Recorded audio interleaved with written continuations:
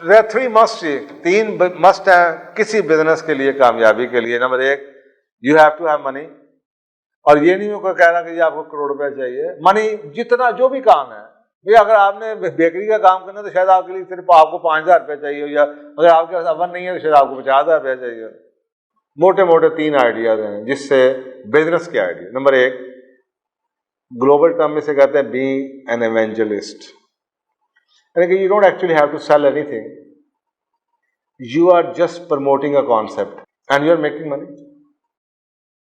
So there are 3 must, 3 must है किसी business के लिए, कामयाबी के लिए। Number 1, you have to have money. और ये नहीं होगा कहना कि आपको करोड़ रुपए चाहिए। मनी जितना जो भी काम है, भाई अगर आपने बेकरी का काम करना है तो शायद आपके लिए सिर्फ आपको 5,000 रुपये चाहिए, या अगर आपके पास अवन नहीं है तो शायद आपको 50,000 रुपये चाहिए। सो जितना जो चॉइस आप लेना चाहते हैं, जिस एरिया में जाना चाहते हैं, उसके हिसाब से पैसे थोड़े बहुत। टाइम होना चाहिए, क्योंकि टाइम आपका ना सिर्फ ये कि उस बिजनेस को चाहिए, उसकी मैन्युफैक्चरिंग या प्रोडक्शन के लिए भी चाहिए, और सबसे पहला उस बिजनेस के बारे में सीखने के लिए भी चाहिए। मैंने अपनी हर 5 साल के बाद मैं अपनी हॉबी को रिन्यू करता हूं,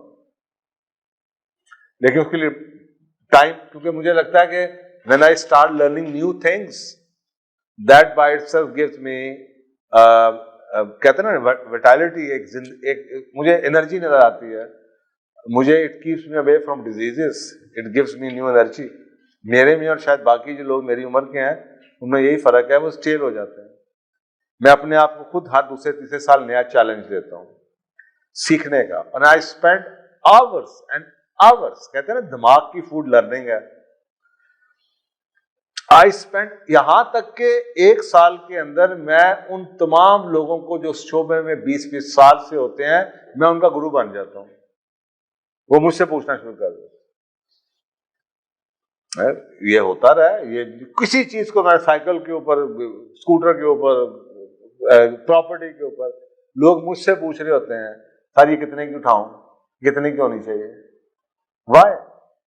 बिकॉज द ओनली डिफरेंस, भाई 20 साल से तो तुम बैठे हुए, लेकिन एक्सपीरियंस, लर्निंग, तो लर्निंग आपको उस क्लास में ले जाती है। When you have those questions, जो कि वो उन बेचारों को भी नहीं पता क्वेश्चंस क्या हैं। अभी रिसेंटली हुआ, एक स्कूटर था बड़ा, 5 लाख रुपया उसका लोग लगा रहे थे, तो मैंने उसको ये कहा, मैंने कहा यार ये एसएस नहीं है। कहता जी एसएस है। मैं कहा ये एसएस नहीं है। कहता ये एसएस है। मैं कहा एसएस इस वजह से नहीं है, अगर ये एसएस है तो इसके नीचे जाके देखो, वो एक लगा होता है जहाँ पे टाइट साइड होती है ना, उसके नीचे एक किल्ली लगी होती है, वो लगी हुई है। कहता नहीं लगी हुई। मैं कहा ये एसएस आई है तुझे, मैंने पहले क्या, शुक्र है 5 लाख बच गया। 100% एसएस है ऊपर से, लेकिन नीचे से नहीं। इतनी बरीकी में कौन जाता है?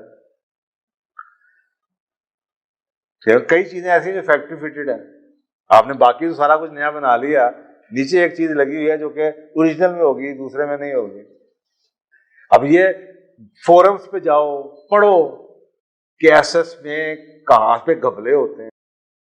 एसएस एक स्कूटर है, वेस्पा का पुराना विंटेज स्कूटर है, सुपर स्पोर्ट्स के नाम से आया था। अब वो स्कूटर एक आम आपके लिए, इनके लिए शायद वो मुफ्त में भी आप लोग ना लें।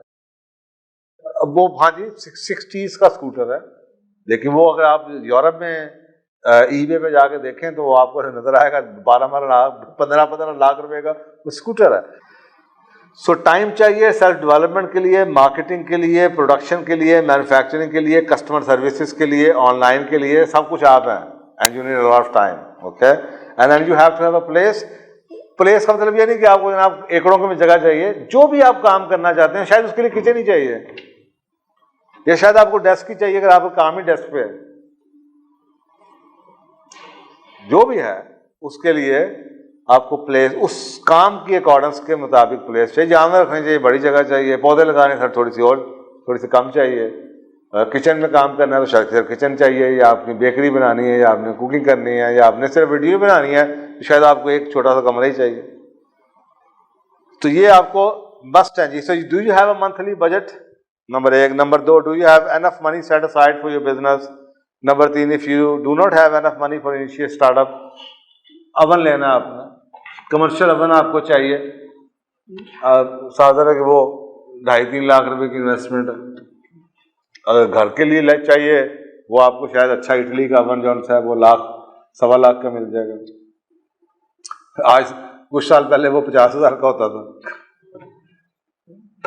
अब तो कराची में अगर आप देखें, मैं खुद ढूंढता रहा हूँ कई अरसे से, ये मुझे हमारे पास जो हम यूज़ करते हैं टेक्नो गैस का इटली का ओवन जॉन सा वो बेस्ट है, वो 1.5-2 लाख रुपए का ओवन,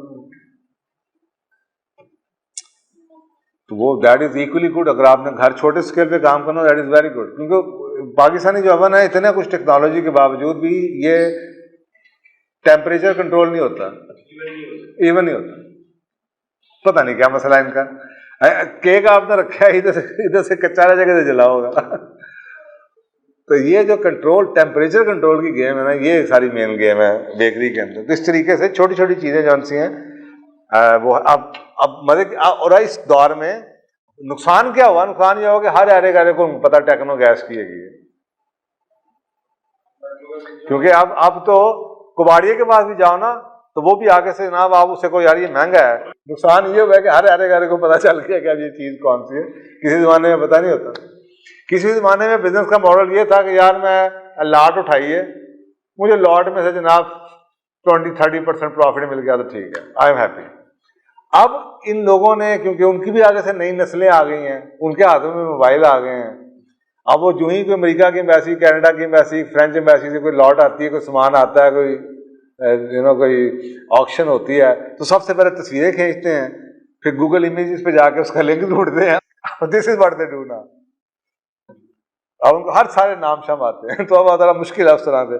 सो उस हिसाब से आपके पास टाइम होना चाहिए कि जी आप ये रिसर्च कर सकें, देख सकें, कंपटीशन के बारे में आपको पता हो, आपको अपने सप्लायर जो आपके सोर्स है उसका पता हो, आपको ये पता हो कि ये चीज़ किस जगह पे कहाँ पे कितने की बिकती है। आपको एक ही चीज़ ओलेक्स के ऊपर 3 गुना कीमतों के फर्क से नजर आएगी, और अक्सर कहा तो उनमें शायद 3 गुना क्वालिटी का फर्क होगा, जरूर होगा, लेकिन मार्केट्स का भी फर्क होगा, क्योंकि चीज़ों की सॉर्टिंग कर दी जाती है कि यार ये अप मार्केट की चीज़ है, ये मिडिल मार्केट की चीज़ है, ये जनाब थर्ड ग्रेड मार्केट की चीज़। एक ही लॉट है, उसके अंदर ऐसे सेपरेशन हो जाती है, सॉर्टिंग हो जाती है। उनको पता है कि यार टॉप की 10% चीज़ें उनके जो टॉप कस्टमर है ये उनके लिए चली गई, बकाया जो बची उधर से आएंगे, तो बकाया माल जो है सेल में लगा देते हैं। इट ऑलरेडी उनके लाइनें लगी होती हैं। और आजकल रेस्टोरेंट का सामान बहुत सस्ता हुआ है, क्योंकि बहुत बिक रहे हैं, खाली बंद हुए हैं रेस्टोरेंट, ओलेक्स भरा हुआ है रेस्टोरेंट, पूरे रेस्टोरेंट का सामान। तो ये हर वक्त में आपको ये पता होना चाहिए कि आजकल क्या चीज़ आपको लेनी है, तो कौन सा टाइम किस जगह से आपको अच्छी ऑफर मिल सकती है। और स्पेशली फिर ये भी ना भूलिएगा कि जी फैमिली, क्योंकि फैमिली सफ़र होती है और फैमिली को आपने मैनेज करना है, तो आपको वो भी देखना पड़ेगा। You will have to talk with the family members who are going to be affected कि यार ये 2 घंटे अब्बा अवेलेबल नहीं होगा या अम्मा अवेलेबल नहीं होगी। This is a time for having people around. मैं कई लोगों को, ख्वातीन को देखता हूँ जिन्होंने अब घर के अंदर ही क्लिनिक शुरू कर दिया। क्लिनिक तो एक इधर ही खातून है, वो गायनी का काम करती थी, जॉब उन्होंने छोड़ दी है कोविड के दिनों में, तो घर में उन्होंने क्लिनिक शुरू कर दिया। तो उन्होंने अपना नीचे एक बेडरूम था और एक ड्राइंग रूम था, तो जो बेडरूम है वो उन्होंने बना लिया हुआ है क्लिनिक, खुद ऊपर वाले घर में शिफ्ट हो गई हैं। तो जो ड्राइंग रूम था वो अब वेटिंग है,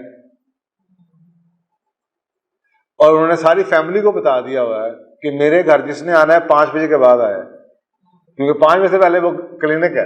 भाई हर बंदे के पास कन्वेंस नहीं है, बेचारी औरतें घर में बैठी हैं, आदमी जॉबों पे, उनको पता है कि बाहर जाएंगे डॉक्टर के पास, टाइम लेना पड़ेगा, गाड़ी किसी की लेनी पड़ेगी, तो वो होगा इधर ही इसके पास मिल जाए जगह, अपने मोहल्ले की है ये क्या। अब मैं उसको कह रहा था कि तुम्हें चाहो तो पूरा क्लिनिक बाहर ले जाओ, कहते नहीं मैंने घर के अंदर ही इतना बचा, इतना ही काफी है, वही नहीं संभाला जाता।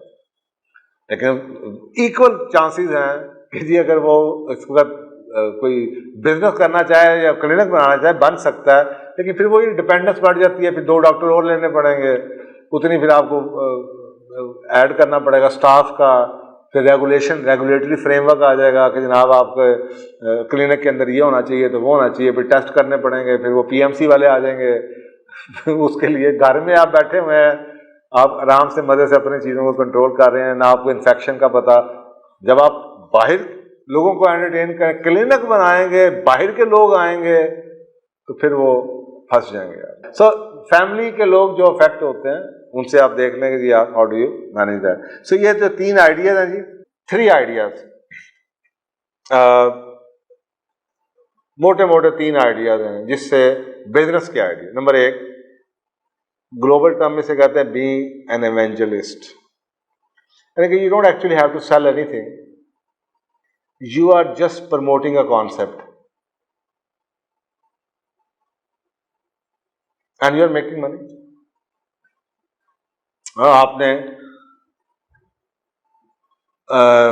ऑर्गेनिक फूड के ऊपर बोलना शुरू कर दिया, आपने वुमेन राइट्स पे बोलना शुरू कर दिया, आपने होम स्कूलिंग में बोलना शुरू कर दिया, you are just being evangelist, you are doing absolutely nothing to sell, no services, no nothing, but you make money।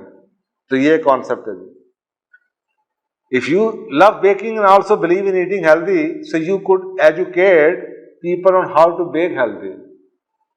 आपने जरूरी नहीं कि आपने केक बेचना है, आप सिर्फ वेब चैनल बना लें, अपना पॉडकास्ट शुरू कर दें सिर्फ लोगों को एजुकेट करने के लिए how to bake healthy, so that concept would be called being an evangelist. कल को अल्टीमेटली आप किताब भी इस पर लिख सकते हैं। दूसरा कॉन्सेप्ट आप सबको पता है कि जिस you actually sell a service और a product, and the third concept is you start teaching it to others. आप YouTube पे जाइए, आपको जनाब ऐसे ऐसे वेल्डर नजर आएंगे, गाड़ियां बनाने वाले नजर आएंगे, पुरानी चीज़ों को रेनोवेट करने वाले आएंगे कि जनाब मैंने नट से ये छुरी बनाई, मैंने ये पुरानी गाड़ी को लेके देखा इसको नया किया, और उसके नीचे अगर आप उसकी व्यूज़ देखें 17 मिलियन, 19 मिलियन, 21 मिलियन। तो वो ऐसे ऐसे यानी कि क्राफ्ट्समैन थे जिन्होंने दुकानें बंद कर दी हैं। अब वो सिर्फ वीडियो बना के लोगों को बता रहे हैं कि ये काम कैसे करते हैं, that's it. So if you have reached if you have the mastery in any field to that level, तो आपके लिए ये भी है, तो आप do nothing else। कोई जरूरत नहीं बेकिंग करने की या लोगों के लिए केक बनाने की या कुकिंग करने की। You just teach other people either through video और या प्रोग्राम्स ऑफर कर दें। प्रोग्राम्स रजिस्ट्रेशन करके प्रोग्राम भी कर सकते हैं, डिपेंड करता है कि आपकी प्रोडक्ट कैसी है, या खाली यूट्यूब के थ्रू अगर आपके उस लेवल पे आप चले जाते हैं तो आप करते हैं। मैं आपको एग्जांपल आगे देता हूं। तो ये है जी थर्ड कॉन्सेप्ट। तो बेसिकली जितने भी हॉबीज या बिजनेसेस आपको नेट पे नजर आते हैं वो आप 3 कैटेगरीज में क्लासीफाई करते हैं। आपको वो लोग नजर आते हैं जो कि they are selling nothing but they are just being, they are promoting an idea and they are called evangelist. So this is one of the decision. पहले आपने डिसीजन ये किया, नंबर 1 डिसीजन ये था कि हमने बिजनेस को 3 स्टेजेस में से क्या करना है। अपने आप बिजनेस को फाइनेंस करना है, थोड़ी सी एडिशनल इनकम करनी है जिसको आप सेकेंडरी इनकम कहते हैं, या आपने अल्टीमेटली इसको अपना पूरा फुल फ्लैज बिजनेस बना। पहला क्वेश्चन वो है। दूसरा क्वेश्चन ये है, how would you like to do it, being an evangelist, number 2 selling services और प्रोडक्ट, और number 3 teaching it to others. Again competencies का फर्क है कि आपकी कॉम्पिटेंसी क्या है। कई आपको नेट पे चीजें नजर आएंगी जिन्होंने एक बड़ा खूबसूरत सा किचन बना लिया, उसने अपना रेस्टोरेंट बंद कर दिया, उसने किचन घर में बना लिया, अब वो रोज रात को एक वीडियो पे आपको एक रेसिपी दे देता है और मजे से बैठ के सो जाता है। But that is a model, you can not deny in the new world that is a reality, because सारे के सारे लोग जो यंगस्टर्स हैं वो उधर ही बैठे हैं।